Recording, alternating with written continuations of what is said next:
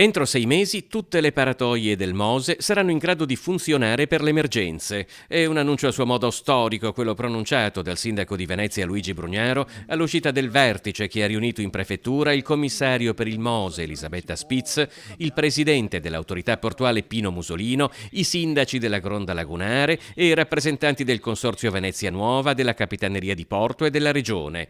Per la prima volta c'è una data, e anche vicina rispetto all'annuncio, che interrompe un'attesa iniziata il 14 maggio del 2003 e segnata da polemiche di ogni tipo, arresti, processi e condanne giudiziarie, oltre a milioni di euro di spesa.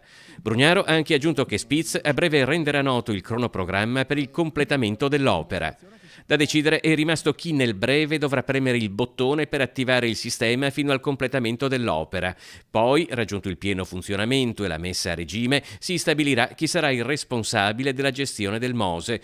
L'opera infatti resta a carico dello Stato e solo allo Stato spetteranno, oltre che i costi, le decisioni.